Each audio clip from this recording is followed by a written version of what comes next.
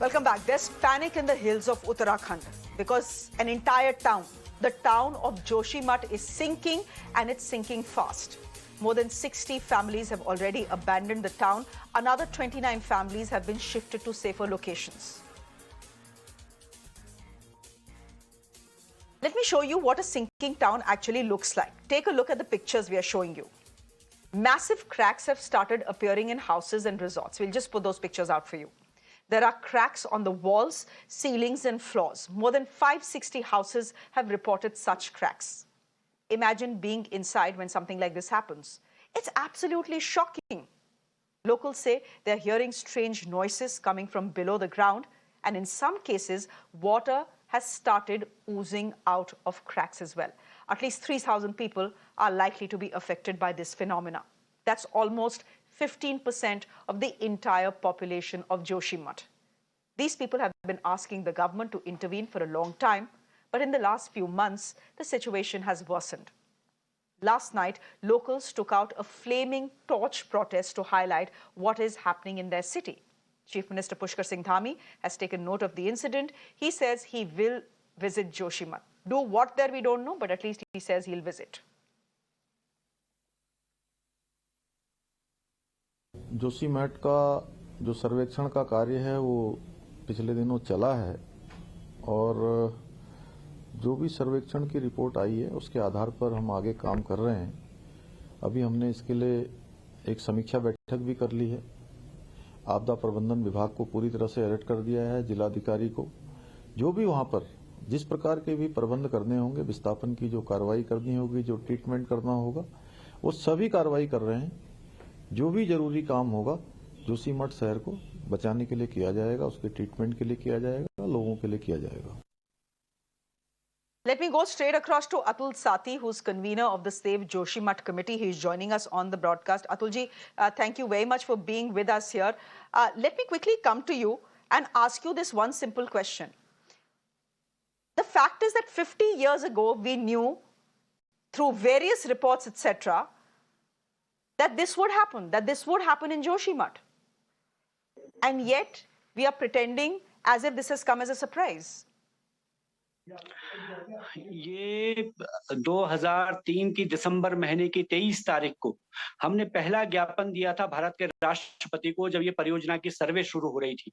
और हमने तभी कह दिया था कि जोशीमठ के नीचे से अगर आप सुरंग बनाएंगे तो जोशीमठ शहर के लिए खतरा हो जाएगा, क्योंकि 1976 में एक कमेटी, मिश्रा कमेटी ने कह दिया था कि जोशीमठ जो है एक भूस्खलन के ढेर पर खड़ा है और यहाँ अगर कोई भी भारी निर्माण कार्य होगा तो इस शहर के अस्तित्व के लिए खतरा बन जाएगा। और हमारे पास अनुभव था, जोशीमठ के ठीक सामने जयप्रकाश कंपनी ने एक विष्णु प्रयाग परियोजना बनाई।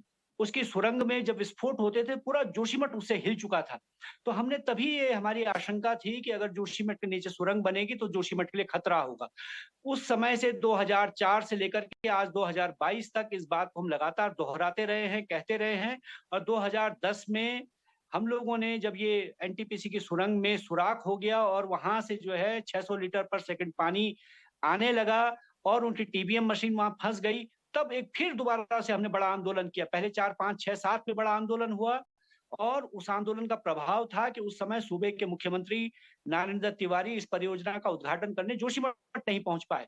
और उसके बाद 2010 में बड़ा आंदोलन हुआ, जिसके बाद एनटीपीसी ने ये मानते हुए कि उनकी सुरंग से हमारे जल स्रोत सूख गए हैं, हमारे लिए पानी की व्यवस्था के लिए पैसा दिया। और उस समय उन्होंने कहा था कि हम आपके घर मकानों का बीमा करेंगे, क्योंकि तभी हमारे घर मकानों पे दरारें आने लगी थी। लेकिन ये जो नई परिघटना है, जो नया फिनोमिना हुआ है, ये नवंबर 2021 से शुरू हुआ। जब कुछ घरों में दरारें आनी शुरू हुई, हमने तभी सरकार को लिखा, कहा, प्रोटेस्ट किया कि आप जो है व्यापक सर्वेक्षण करा करके इसके कारणों की जांच कीजिए। लेकिन सरकार ने सुना नहीं। उसके बाद हमने जून महीने में स्वतंत्र वैज्ञानिकों की एक टीम को आमंत्रित किया, जो कि इस देश के प्रतिष्ठित भूवैज्ञानिक हैं, डॉक्टर नवीन जुयाल, डॉक्टर एसपी सती, डॉक्टर शुभ्रा शर्मा, डॉक्टर रवि चोपड़ा। और हमने उनसे कहा कि आप सर्वेक्षण करके बताइए कि क्यों हो रहा है। उन्होंने हमको रिपोर्ट दी, वो रिपोर्ट हमने सरकार को सौंपी। उसके बाद सरकार ने अपने वैज्ञानिकों की रिपोर्ट के लिए उनकी टीम यहाँ भेजी अगस्त के महीने में, और उनकी भी रिपोर्ट सितंबर में आ गई।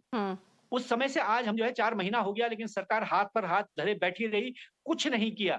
और उसका परिणाम ये है कि स्थिति जो है बद से बदतर होती चली गई और अब ये हालत है कि 600 से ज्यादा घर इस चलिए। भूस्खलन भूधसाव के प्रभाव में है, घरों पे दरारें हैं, लोग जो है बहुत मुश्किल में हैं और बहुत सारे घर टूट चुके हैं, कई बड़े-बड़े होटल जो है धराशायी होने के कगार पर खड़े हैं। एक बड़ी आपदा जो है हमारे जोशीमठ में हमारे दरवाजे पर खड़ी है और सरकार जो है किम कर्तव्य विमूढ़ बनी हुई है। चलिए।